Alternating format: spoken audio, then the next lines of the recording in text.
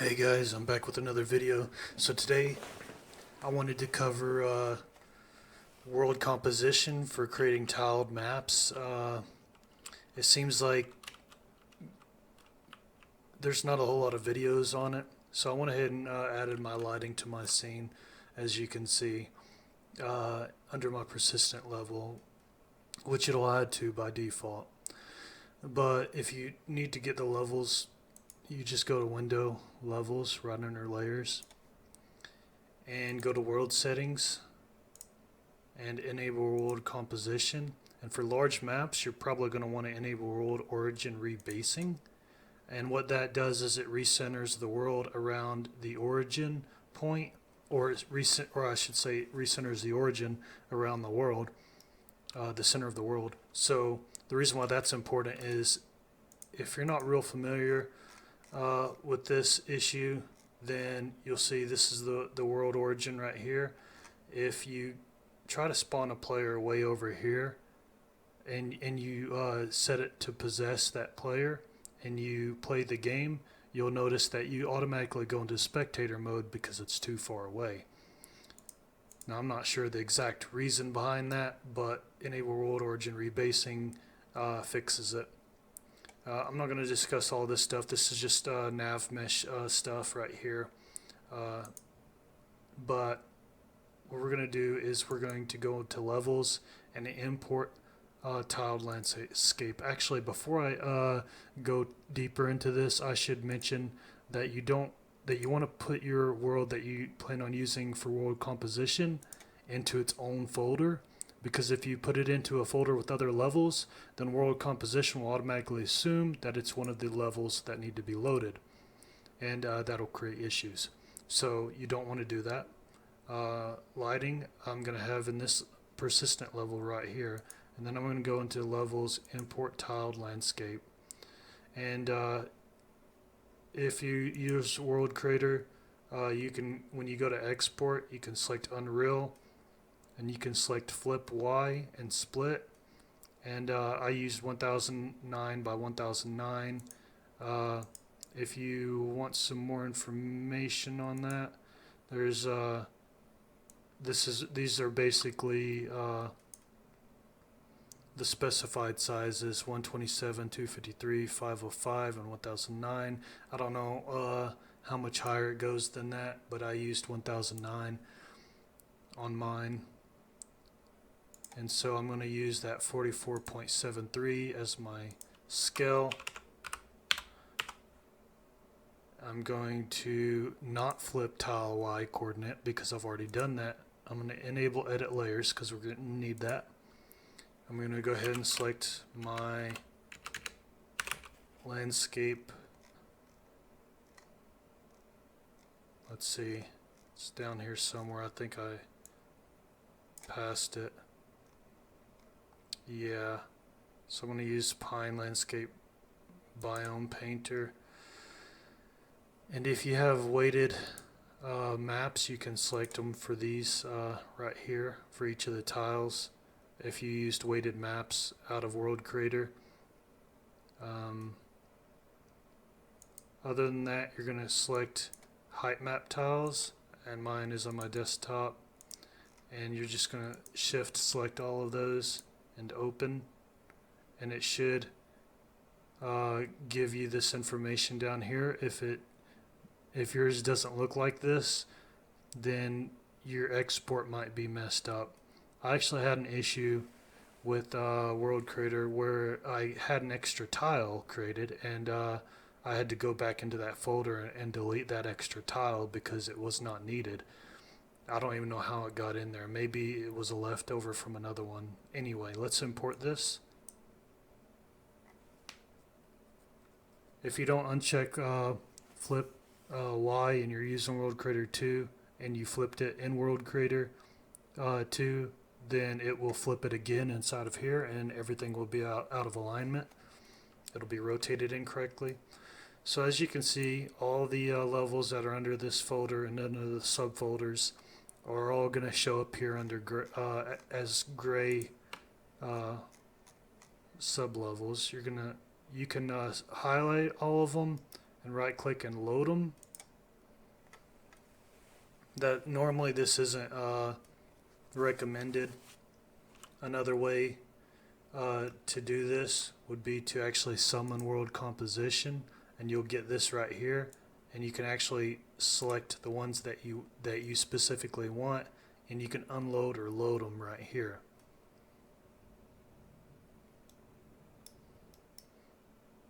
Also, you can assign these to different layers with a different view distance. If you have a large open space where they can see further away, then you would want to create a custom layer where the streaming distance is farther out than the standard 50,000. And you can select the tiles that you want to assign to that layer and assign it to that layer.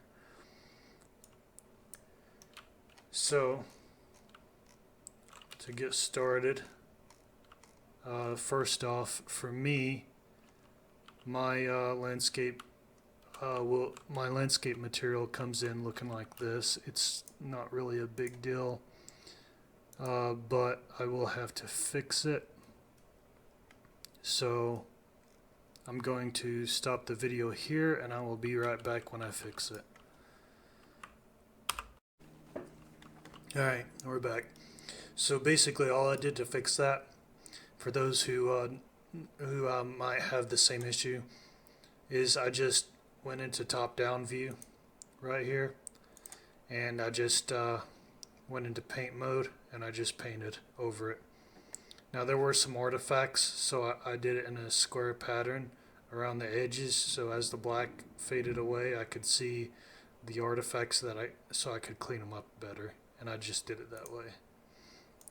So if you get artifacts when painting, do the top down view and do it and go from the outside in. That's the way I did it. So what we're gonna do now is we're going to create roads. So you might want to save this, and I would suggest making a backup after you've rigged all this up, because a lot can go wrong when you're using world composition. It's a little janky and hard to get a handle on, and that's one of the reasons why they are phasing it out with a better system that's more efficient and less buggy. So until then, we're kind of stuck with this one.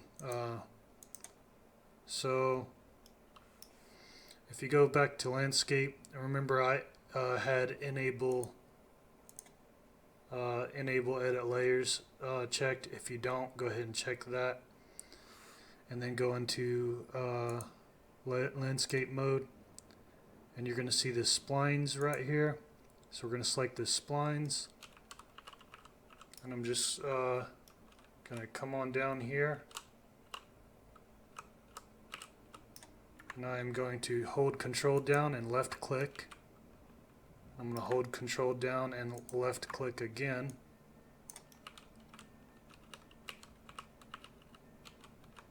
Sorry, I need to slow that down. Yeah, okay, there we go. Now I'm going to hold Alt down and drag that out. And again.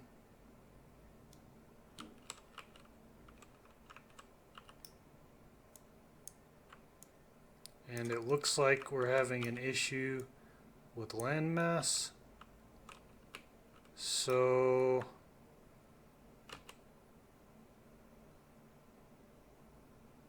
I might need to restart the engine, or maybe reload it. So I will be right back. Alright, so you know what? I did reload it, and it asked me to save it, and I saved all the levels and then reloaded them again by highlighting them and loading.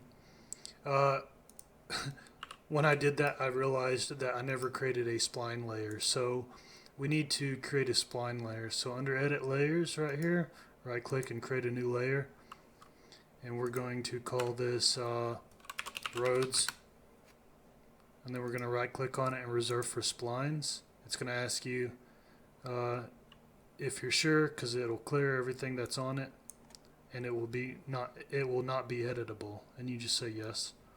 And now this is reserved for splines, so let me slow this down again. So it should work now. So I'm going to hold down Control and click, and Control and click again.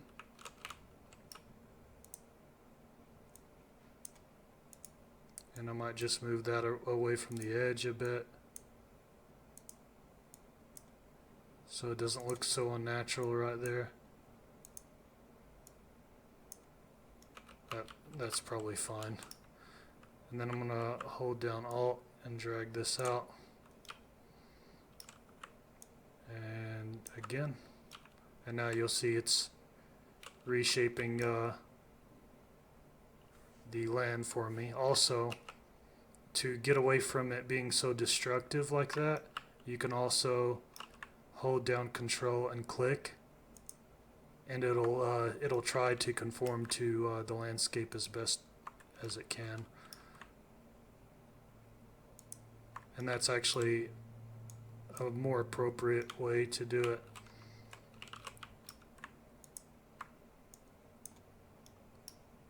And again, you can just kind of adjust these a little bit to get that unnatural look out of it.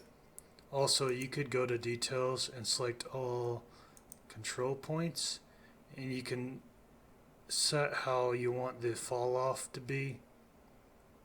So if we set this to 2000, that fall off is going to be more spread out, you see.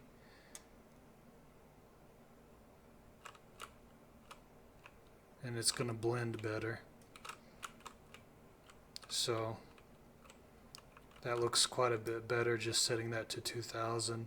They have these other ones too, left side fall off factor, right side of fall off factor. Also, since I have all these, well, I'm not going to do it now, but actually, yeah, let's just go ahead and do that. So if you want to place a road on it, I'll go ahead and show you how to do that. So select segments, and then that'll select all your segments on that road. And then down here under landscape spline meshes, just add one to the spline mesh, and then I'm assuming you have a road mesh. So you can type in road, and I'm going to use this wide one right here. And you'll see it automatically bends the mesh and everything for you. You just need a mesh. And let me go ahead and show you how this one is made. It's a 64 by 64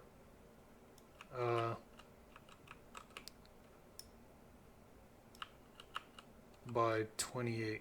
Okay, no, its approximate size is 732.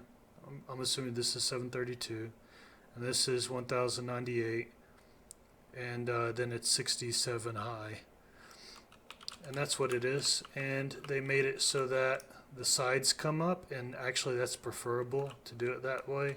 And those are two different meshes. They just kind of stuck that one inside of this one, as you can see.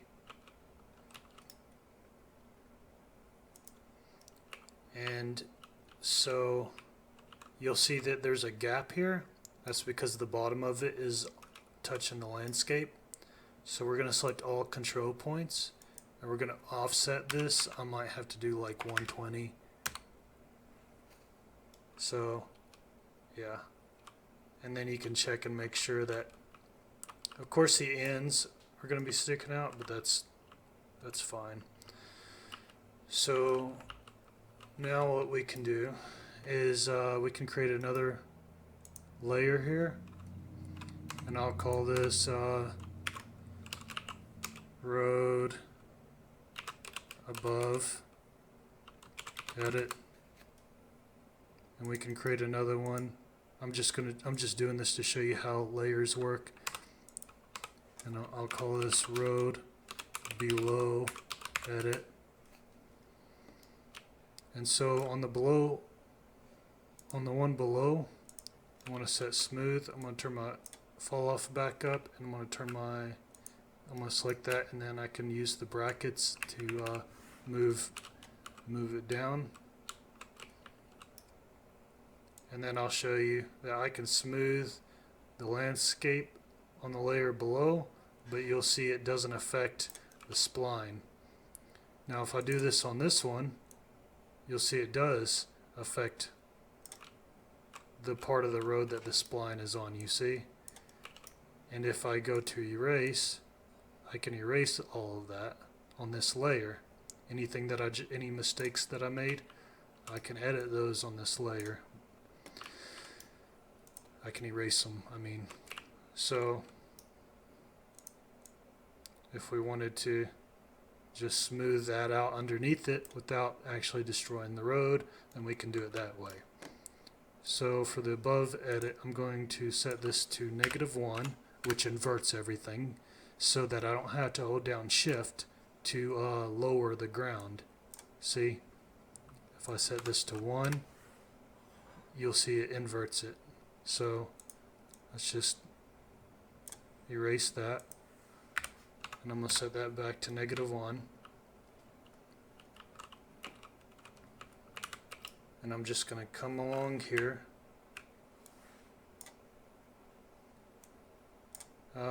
Let's see. Oh, I'm using the erase tool, right? Okay. So I'm just going to come along here, and I'm just going to erase it. I'm not going to worry too much about the sides until after I come back. And this makes it a bit easier and faster.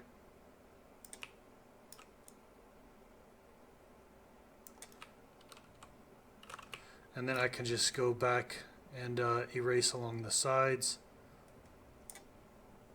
So now we can just go to erase, and you see I can just erase that, and notice how I'm keeping only the edge of the fall off part of the circle close to that, to where I want it, you see. That way I don't erase too much. I just want to reconcile the lips of that mesh.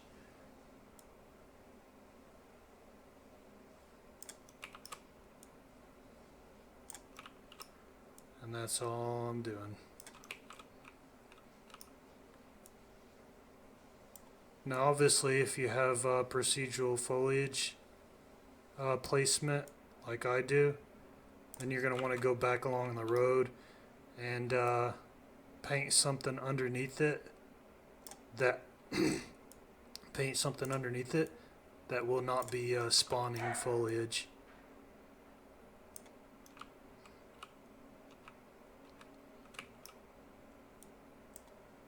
And you can even kind of turn the strength down on this a little bit if you want, something like that. And you can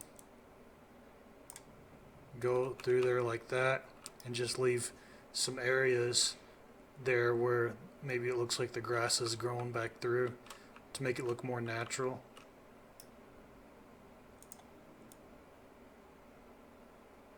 And yeah, that's pretty much it. So if you, oh yeah, wait, I haven't fully explained everything yet. So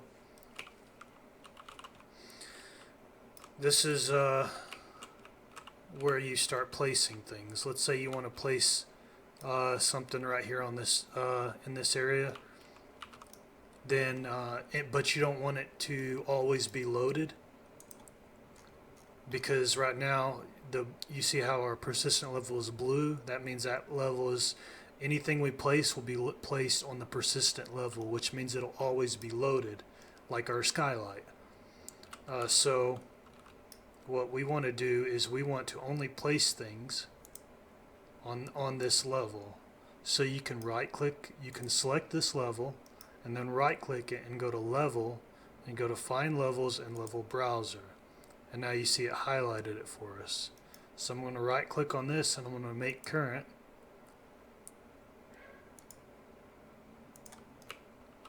and yeah, because we have that origin rebasing, it'll probably shift things when you do that, because I think it's making this the center.